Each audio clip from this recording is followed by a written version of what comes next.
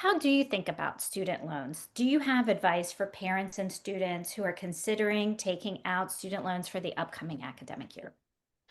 Um, I think student loans are a fact of life. And I think you should try to minimize borrowing as much as you can.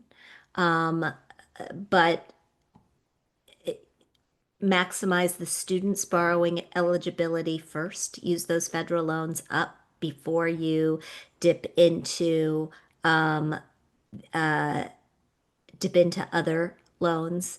Um, if you're thinking about the Parent Plus loan versus the private student loan, I, I think you have to really look at the numbers and where the numbers are right now and where interest rates are, because often with the fees, the plus loans are not the better deal.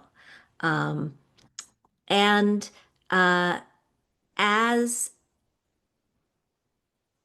students are thinking about where to accept admission, I think it's a disservice if you don't sit down with them and say, for this school, you're going to end up borrowing